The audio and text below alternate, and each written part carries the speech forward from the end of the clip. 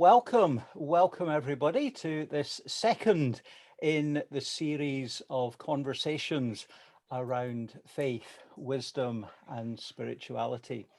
Last week, our guest was Manoj Krishna, and the recording of that conversation is available on YouTube and linked from the page at www.akSM.org.uk/FWS, Faith, Wisdom, Spirituality.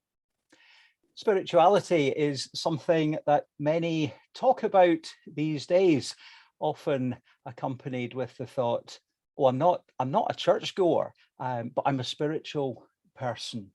And today we want to be exploring something of what it means to be spiritual, not just for an hour at the weekend in formal services or whatever, but what it means to engage in spirituality in our daily lives. To get us all tuned in to thinking along these things, can I invite you to take a moment just on your own to ponder what comes to mind when you think on the word spirituality?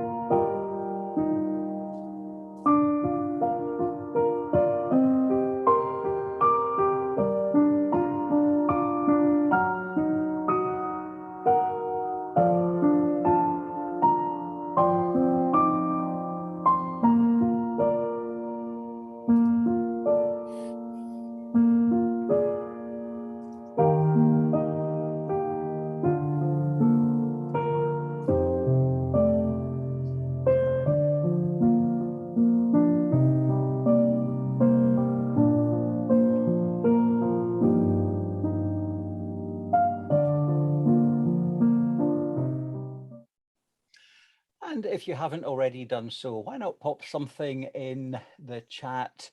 Okay, and have a wee look, scroll back up and see what other people are saying there.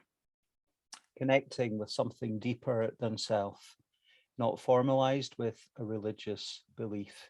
Beauty, truth, wisdom, numinous, there's a lovely word, practices. Today, I am delighted to welcome as our guest, Olive Drane. Olive has written much and taught much around the topic of spirituality and how we engage meaningfully within it. Olive, welcome to you. Thank you. It's lovely to have you with us today. Olive, you have been thinking much over many years about spirituality and how that can play a part, not just in what we do in church on a Sunday, but throughout the week. Can you tell us a wee bit about your thinking, your thoughts on spirituality? Wow, yes. I have been thinking about it for a very long time. And as I look back, I realize back in my school days, which was a long time ago, a lot of us were having conversations. In fact, we stayed after school and talked about things. And I can remember the head coming in one day and saying, okay, guys, you really have to leave the premises now. And it wasn't because we were doing after school work. We were talking about things that essentially were about faith. We wouldn't have known in some ways how to address it. I wouldn't have known the term spirituality, but I realize looking back that as culture has changed a lot, people are asking the same sort of questions, and they're maybe just asking them in different ways. So it's all around us. And I think it's people's search for meaning in life, and thinking there has to be something beyond what I can experience here and now, that's not just a definitive explanation, like turn to the back page and you'll find the answer, but really a lifelong exploration. So what might be some of the practices that we might not expect that could be labeled spirituality? Oh, well, I can think of many instances, corporate and individual, like when I was in San Francisco, walking into a cathedral at the time of the AIDS crisis, and people were making origami doves. People were just coming in from everywhere. It was on that day that was then became to be labeled as the commemoration or the acknowledging of AIDS and the crisis. And we understood so little about it at the time. And nearly everybody was knowing somebody who had died, because there was no drugs or any help much around. And they were coming in, creating an origami object of this bird and putting the name of somebody and hanging. And throughout the whole of the roof of this cathedral, these origami birds were there. And I think there was I would call it prayer, but what would some other people, a request, a thinking about it. But then, that was lots of people streaming in from the streets. It wasn't that there was a service going on. They just wanted a space to acknowledge this and be able to think about it. And then there's lots of individual things, because we're all different and we engage differently in the things that we do that are meaningful. So for myself, walking is quite significant for me in connecting with nature. I think we've seen that an awful lot during this COVID experience, people suddenly being connected in a much richer way with the natural world. And we talk of nature as being our second Bible, don't we? So where might people who are searching for meaning in life encounter God? And I think it reminds me of that verse of scripture about those who seek me will find me. Now, sometimes we don't know what we're seeking for, but there's somebody out there looking and wanting to connect with us. And maybe we can talk more about practices as we go on. Yeah, just as you were speaking there, and just the wonder of nature, up here in the West Highlands, there are different groups. It's something I've thought about from the church perspective, but there are many different groups, just organizing walks through the woodland here. Forest bathing is a thing, and lots of different ways just to connect with the beautiful world around us, that from a Christian perspective we would say is the Creator's creation and wonder and gift for us to enjoy.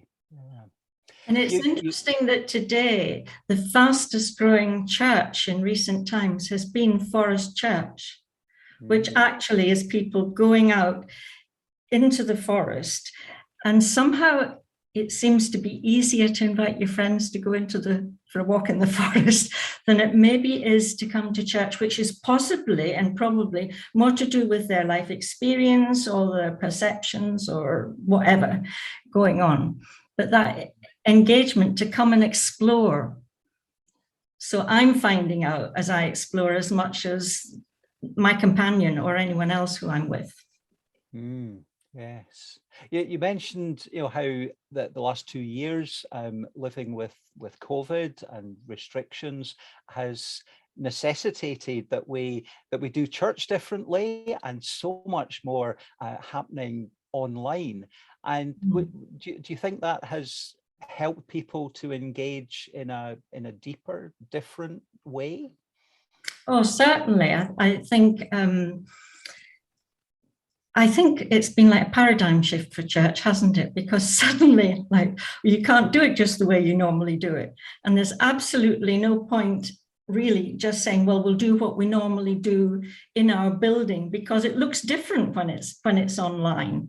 And I think particularly in relation to spirituality, that, well, the ancient Celts were really very good at this, weren't they? That their spiritual life was woven through absolutely everything they did, whether it was cooking food, lighting a fire, whether we're out walking, whether we're working, whether they were relaxing, whatever it was, but without sort of, in some way, sounding frightfully pompous about it. It was just who they were, their connection with God in the everyday life. And I think that's what people have been looking for, particularly during COVID. And my feeling is that we need to give people experiences that help them encounter God in a way that then travels through the week with them. This isn't something that just happens at a set time on a Sunday.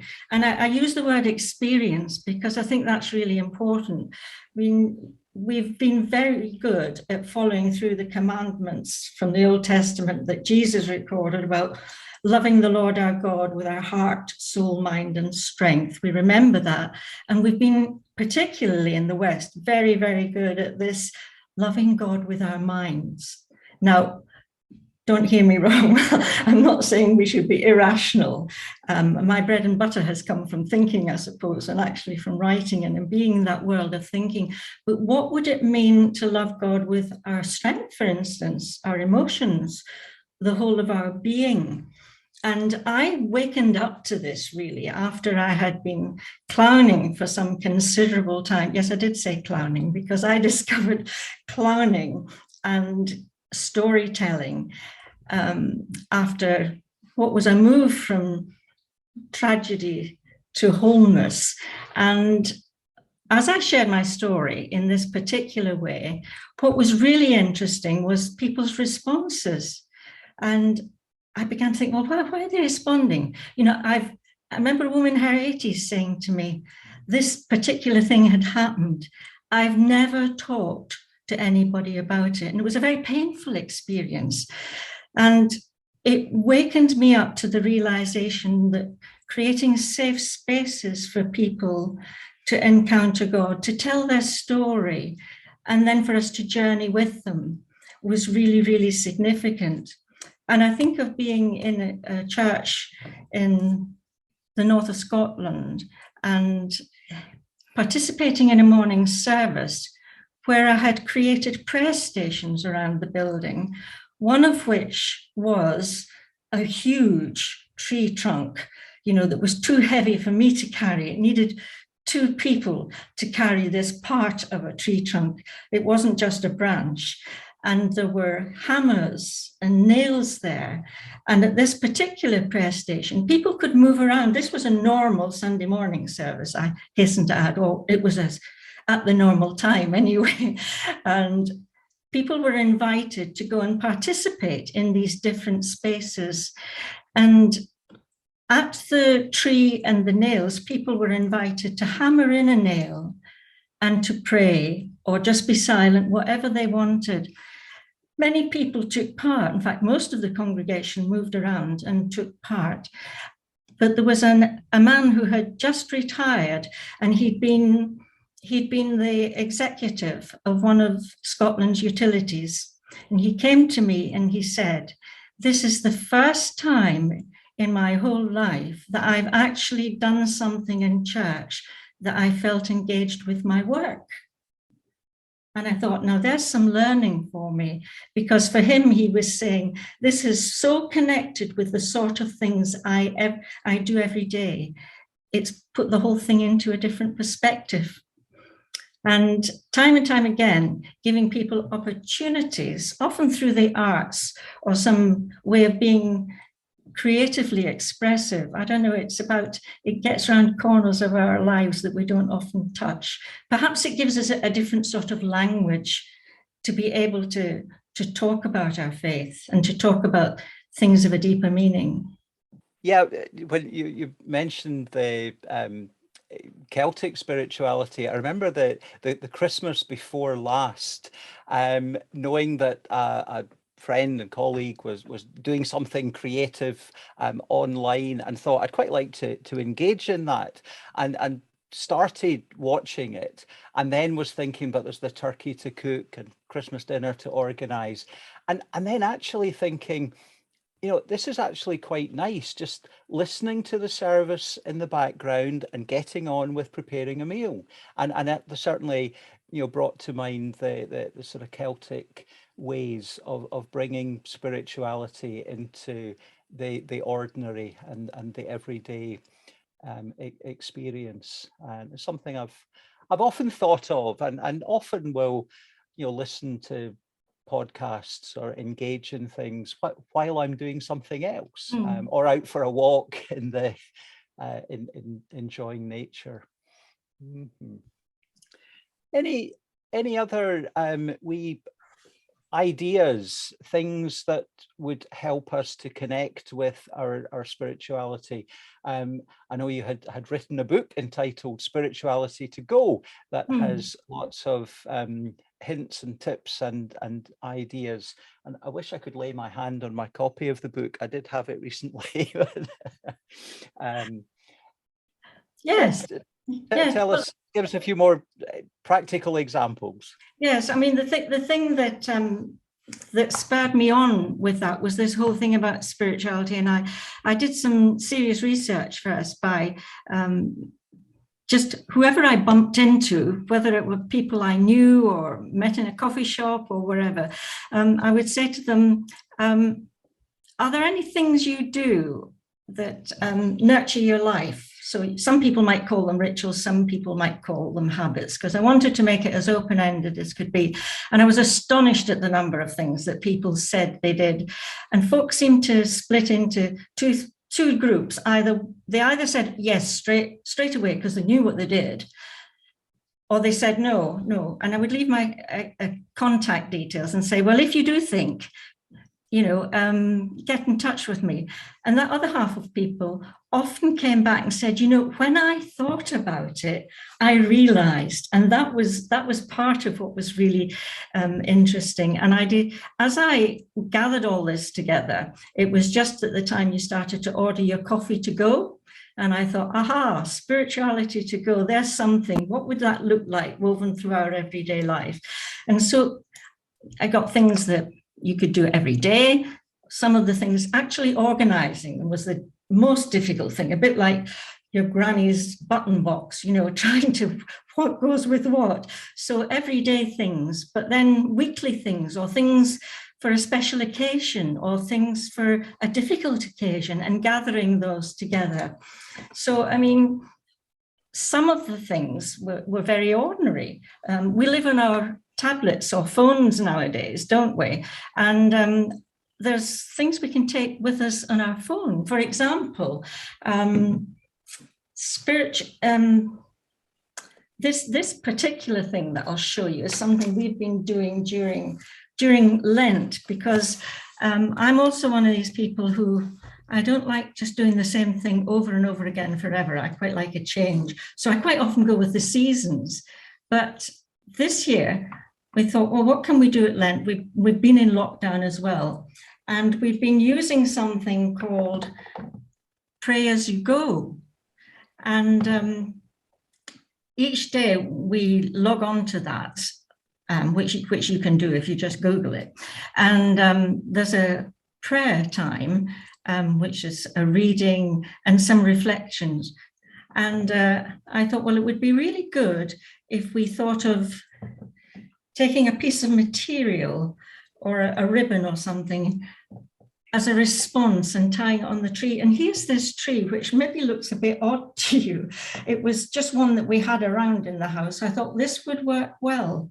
And our reflections on the day led to great conversation, but then we tried to anchor it by putting a color on. And without realizing it, our first two colors were blue and the second day yellow, because that came out of what we were reading about. And it struck us, blue and yellow, what are we all thinking about at the moment? of blue and yellow, and it led us into praying for the very, very difficult situation with Ukraine and Russia, and that's impacting the rest of us.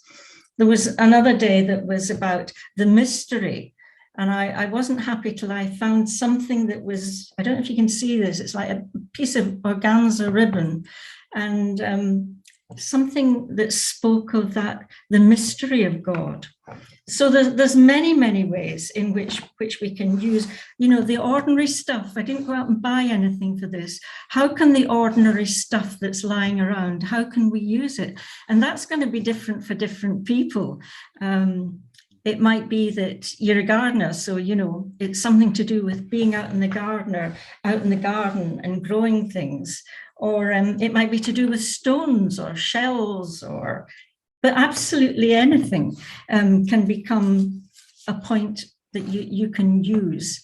I remember somebody talking to me when I did those interviews, and they had been divorced, and they were very upset about things still, and there was a lot of kind of hanging on, discontent in their life, and they decided that they would melt down their wedding rings and have it made into something that was a different new symbol.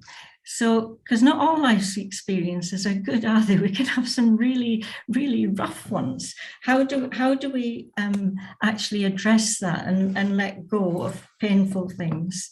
One of the other things that really excited me when I eventually pulled all this stuff together and wrote about it, the book was chosen as Book of the Month, which was a nice thing anyway. But the thing that really excited me was this was by the national booksellers. Now, I'd have been very happy if the Christian booksellers had seen it and chosen it. But somehow for me, that was really good because it was reaching out to different places, to people who maybe wouldn't go to church or wouldn't connect in that way. And I think that's part of who we are as people of faith, is how do we share our faith in ways that helps other folk to enter in? I mean, one of the ones that really, really struck me, and you know, I hadn't thought of this because I lived at that time in Aberdeenshire, in the middle of nowhere in a farmhouse. So you never locked the door. And then I went to stay in my daughter's flat in Manchester, and right in the centre of the heart of the city. And I had to come to terms with this alarm that you had to put on every time you went out the house. And the even worse thing, I had to remember the number to plug in when I came back in. And if I didn't, then, oh gosh, everyone was locked out. So, but as I was doing it, one of the early times I thought, you know, this is really interesting. Isn't this what the ancient Jewish people did? They had the scriptures on their door. They had a menorah that they left that was fastened to the door, and they paused as they went out and prayed about what they were going to do as they went out, that they would tread lightly on the earth, that they would follow the path that was for them. But then also, you have to remember when you come back that number and punch it in. And, you know, when we think about our society, much of the anxiety and even the rise in abuse that has happened over COVID, with so many people being in close-knit connection together, there's a lot of things that really shouldn't happen as we go back indoors. And we often say, well, you let your hair down when you go indoors. But do we give the same love and care to those who we live in the closest contact with as those out in the street? So it can be very challenging to do something quite simple like that, can't it? And even this morning, actually, as I wakened, I was still thinking about this today and suddenly what popped into my head was the idea that spirituality needs to be as easy as remembering to put your keys in your pocket when you go out. And I thought, goodness me, how asleep have you been, Olive? You've been putting a mask on your face and how many times have you come back to get a mask when you stepped out the door? And I thought, how could putting a mask on that we've got so accustomed to, how could that prepare us spiritually? Because we're taking care not only of ourselves, but we're also doing that because we're caring for our neighbours, for anyone we mix with. So you see, any idea that you have could become spiritually nurturing and life-giving, and essentially not something that's going to be a bind and a burden and, oh, here's something else I've got to do, but that is essence of being life-giving. And it's something that I've started to call it embedded spirituality. So it's so embedded in my life that if it wasn't happening, I would notice that it wasn't there. But it's also not just so it's a restrictive thing, it's something that's going to encourage me and help me to flourish in the direction towards my true north, where God is pointing and directing me. I better stop there because I could go on about this for a long time. I think what we'll do now is we'll take a wee pause and we'll go into two breakout rooms, and we can all have a wee think about some of the things that we've heard Olive talking about, and maybe formulate a few questions and comments for our continuing conversation. So let's go into a couple of breakout rooms just now.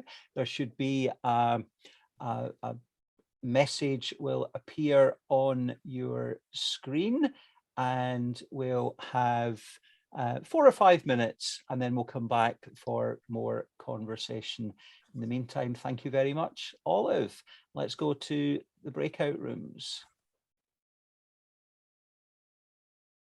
Welcome back, everybody. I hope you had a good conversation in the breakout rooms, and maybe some of you have some questions or comments that you would like to make, and we can just wave on screen if you want to contribute, or you can raise a virtual hand if you can do that. Would someone like to unmute themselves and begin our continuing conversation? Fiona.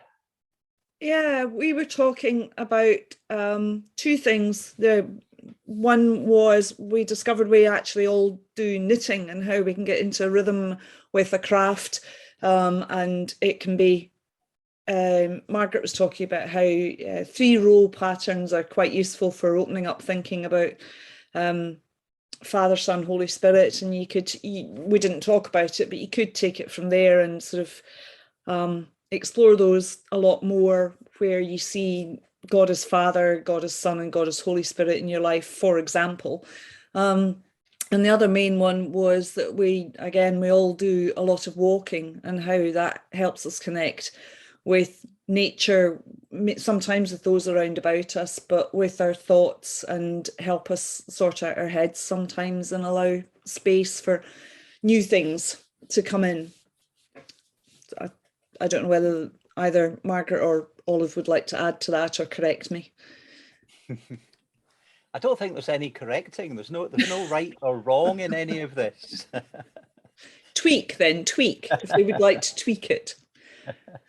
Margaret's waving, I think. Yes. Margaret. Yes, we're just talking about knitting, because I'm knitting for a charity just now with children in Zambia, and when you're following a pattern in knitting in particular, you can see the picture evolving. You start off with a ball of nothing, and then eventually you've got this hopefully nice garment, and it's like life. It starts off, and you eventually see the pattern. So that's why we were just talking about your hobbies can be a means of enhancing your spirituality, as it were. Yeah. That just as you were mentioning, that also brings to mind the idea that a tapestry looks beautiful exactly on one side, and it's a bit of a tangled mess on the other side, and maybe sometimes we need the honesty to recognize that life is like that. Exactly. Jean. I was going to say that I'm involved with glass. I do make all sorts of things out of glass, and I very often will get completely lost in the act of constructing something. It's a magical feeling, and I often wonder if that is being a little bit closer to God. Is he knocking on my door, sort of thing? Yeah, absolutely.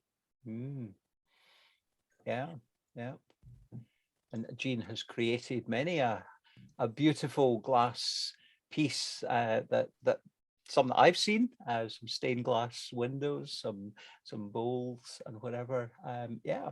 I always think there's something beautiful about the interaction between the God-given things and human hands. Bread fascinates me. You know, whoever worked out that if you take all these ingredients and add some yeast, you know, there's something of the mystery of God, but it doesn't work unless there's human effort in creating it. So it's that, you know, coming together, heaven touching earth, that I think we all need to be more open to. Yeah. I was thinking that, you know, recently I've seen many posts on social media and folks saying, I'm praying for peace in Ukraine. And I saw one in particular that caught my attention. Someone said, I'm not a believer, but I pray to God for peace. And, you know, if we can awaken that spirituality in people, and, you know, what an indictment on human society that it takes the terrors of war to bring some of those thoughts to people. And maybe there's something of what we were talking about last week, that it's only through being in touch with those things beyond ourselves that the world might begin to see some sense and start loving one another. I was interested with Jean's comment on the glass, because I think glass is wonderful, the way light shines through it. And I had somebody who actually made a piece of glass from broken shards. You know, I know it's a bit like patchwork as well. You have this lovely material and you cut it up before you start assembling things. But to make something out of broken pieces and join it, which just seemed like the waste or the thing that might be rejected. And yet when it was made into something really quite beautiful, but then when the light shone through it as well, it was spectacular. And I think if we can't see something of God in that, you know, of how God takes us as people, or can, if we're on that search, and that light of God's love shining through us transforms us and makes us new. You were talking about things that kind of help and sort of going online with services. I don't know, but I found, well, I didn't just find this, I knew about it because, whoops, I'd been participating in Take Time, which is a thing that a Methodist minister actually started because he was a prison chaplain, and you don't get very long with each prisoner. And he realized if he put something on a stick, they could listen in their own time. And this was why Take Time was birthed. And I love the story of this because he just puts stories from the gospel on, told very simply, and invites people into the story. And what do they hear Jesus saying to them? And I particularly love it because it's so like anything that Jesus did. You know, it's the wrong person, the wrong place, the wrong time, and it's transformed. So the idea that this came from the prisoner and was then expanded. And during lockdown in particular, there were lots of groups created online, but also Clive put a morning one on a Sunday morning, and I was about to listen to it, and I thought, well, I'll just put something on Twitter. And it was in those early stages when we were all so anxious about almost meeting anyone that we didn't know, or even someone we did know, and infecting one another. And I just put on, if you're struggling with your mental health this morning, take time and put this. And within before I had within instants of me clicking the button and it going on Twitter, Glasgow Live had picked it up and posted it. And I thought, you know, I could never have reached so many people, but maybe one or two picked up and looked with it. So I think, you know, technology is taking us into a very different space as well, in terms of how do we share our faith in a way that people engage with it. And anyone else got any other, you know, particular practices, online or offline, that they find helpful in developing that spiritual journey and awareness? Fiona? Not really, but one of the things that's come out of this conversation so far, and I've noticed with people in general, is that when you do start talking about this, there's so much goes on in people's lives that they don't realize is making this connection that Olive just mentioned. I think it was Olive, it might be yourself, I'm not sure, making connections with God and others and things beyond themselves was what I noted down there. We just don't realize that we're doing it. And the prayer example is a really good one. Yeah, it's fascinating when you're in conversation with somebody and you start opening up these things, and they maybe don't acknowledge God in the way that we do, but there is something that they do acknowledge with, do connect with.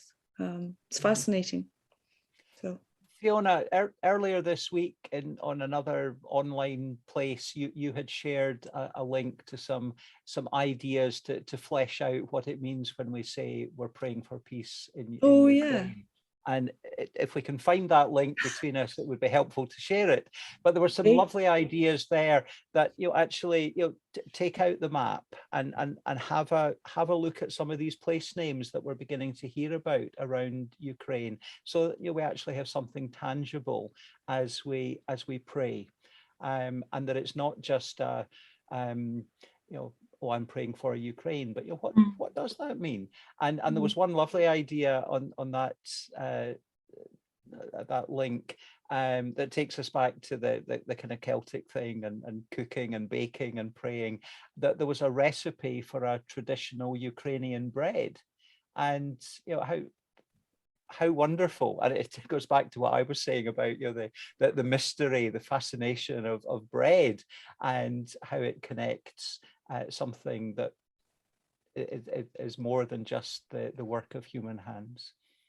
Yeah, I certainly plan to bake some Ukrainian, I think it was an Easter loaf, and so something to think about as we journey towards Easter. Something that we haven't spoken about would be Olive did mention that we're in Lent, and it's always a time for maybe a bit more intentionality about our spiritual journey, as in the Christian tradition we journey towards the cross and beyond, and speak of transformation, and our spiritual life transforms our human life. I think it would be true to say. Yeah. Any other? Definitely something about doing something. Now, this isn't about doing in order so that I get right with God. It's not about paying in that sense. But I do think that when that Chinese proverb, I hear, I forget, I see, I remember, I do, I understand. And I think that is very significant in relation to spirituality, that sometimes we can overthink things, or we can go around in circles in our head. And people who, well, Jean said about doing her glasswork, she's lost in it. Fiona said about being lost in her knitting and thinking in that way. But it's somehow being part of our whole being. And we're being a bit, what's the word, hesitant about the use of all of our senses. And presumably, if we only needed to think, we could just be heads that were thinking, but we have bodies. So what does it mean to actually touch, feel, taste, all those senses? Because they inform our brain, don't they? And they inform who we are as people. And I think there's something about this. If we do something, then we feel it in a deeper sort of way. Thank you for that, Olive. Let me Sorry, finish off- could you just repeat that little Margaret? mantra? Oh, sorry. Could you just repeat that little thing again about the Chinese proverb? Yes, I hear, I forget. Uh-huh. I do that all the time. I see, I remember. Oh, yes. I do, I understand. Thank you. Olive, seven quick questions goodness. as we wind up our conversation. Go for it. And if the answer is quick, great. And if it takes us off on a wee tangent, that's great too. Olive, tell us about someone beyond the immediate family that you trust completely. Oh, well, actually, it's a Chinese person. He's called Raymond Feng, and I met him years ago. He worked at the World Council of Churches Evangelism desk, and I had the pleasure of working with him. And he both challenged and encouraged me in equal measure. And he certainly shaped my whole view of mission and theology. And I think he probably made me grow up. He just was like a light bulb for me. He's still alive, he's older, and if you're really interested in him, he wrote a book called The Isaiah Vision, and it's a very slim book, so you can read it in next to no time. But in it, he drew out Isaiah's vision for children not to die in infancy, for old people to live out their lives with dignity, for people to build houses and live in them, and to plant vineyards and enjoy the fruit. And in my view, if any political party or government could deliver on that as a promise, there's a wealth in there. But he expands actually how he's worked with that passage of scripture across the world in many different cultures. An inspiration. Fantastic. Can you tell us briefly about something fun that you've done in the last week? Yes, I was in Aviemore, and I was walking through the woods, and it was seeing we were there together and seeing our daughter, and that was great because she's a medic and we hardly ever see her. She works away, so. And she works for the MOD, you know, anyone who's sent back from the military in Scotland comes to her place where she works in Edinburgh. Yeah, so prayer there too, because there's going to be lots of those people, I'm afraid. Mm-hmm. Yeah. What's your favorite color? Oh, can't you tell? It's blue, except when it's in the winter and I'm cold and I put red on then to feel warm. Excellent. What would be a favorite verse of scripture? Oh, comes from Jeremiah, and somebody wrote it in an autograph book for me when I was a teenager, and it was from the Jerusalem Bible, and it was slightly different translation to what I knew, and it's, I know the plans I have for you, plans of welfare and not of calamity, to give you a future and a hope. I think that's quite a strong phrase for today, isn't it? Absolutely, yeah. And those were that was a verse that was featured in last Friday's World Day of Prayer service. Yeah. Tell us about something that you're very proud of. Oh my goodness. Well, I'm very proud of my husband in many ways, which I don't tell him or use that term. But during lockdown, we got this thing through the door that said, if you can help, like go and get your neighbour's groceries or whatever. And then there was a space, and it had been John put in, well, I could support people spiritually or it was some phrase like that. And he thought, well, maybe there'll be 1 or 2 or 3 or 4 or that sort of thing. And within a very, very short time, it went into, he stopped counting at about 800 people. And he knew that they were real seekers or people. They weren't asking questions like, why is God allowing suffering? Or it was more questions like, what about this God whom I'm not sure I believe in? Will I get zapped if I pray? I mean, that was quite a lot of that sort of thing. And because a lot were on Zoom, he was able to know that he kind of get an idea of the age range of people, huge number of men, and particularly in that age group that we do not see in church today. And so very quickly it went on to be taken up by the health boards. I think it was the Red Cross that was actually operating it. And there's still ongoing numbers of that happening. And so in terms of proud, I suppose, I don't know whether proud's the right word, but I love to see faith being ignited in different places. Brilliant. Fantastic. Tell us about something that fills you with awe and wonder. I think new life. That when you look into the new life of a new baby, it's a delight. But I think also the same is true of a new seed sprouting when it grows. And I'm especially delighted when I see new faith just bubbling up in the most unexpected places. Final question, Olive. Tell us about a charity or a good cause that you think is worth supporting. Well, the one that I mentioned, taketime.org.uk, is something that, for many reasons, I met Clive in the earliest days when this was just starting, and did the training with it.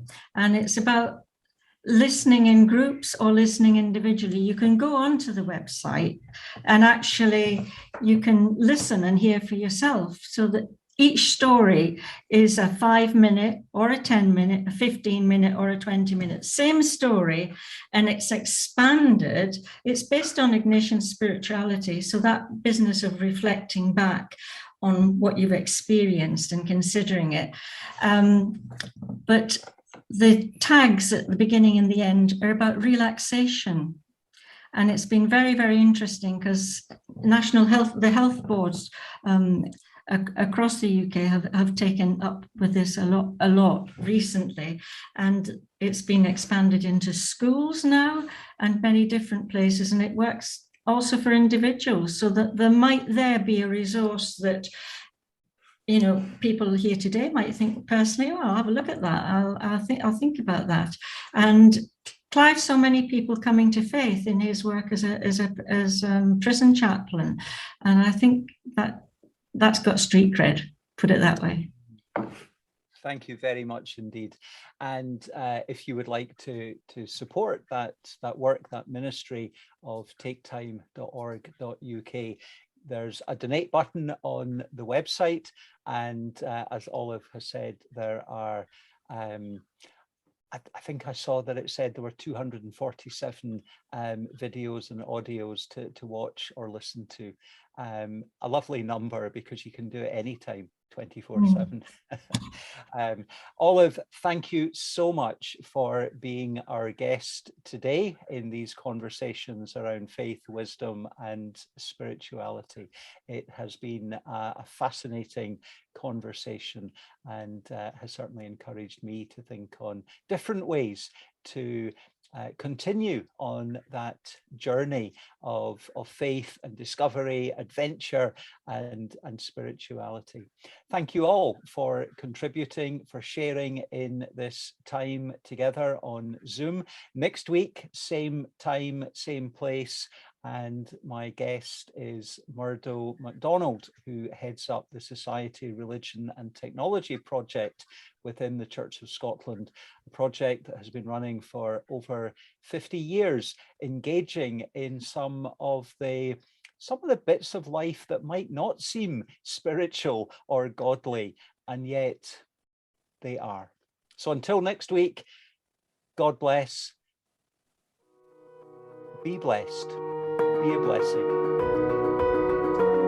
Goodbye. Thank you very much. Bye.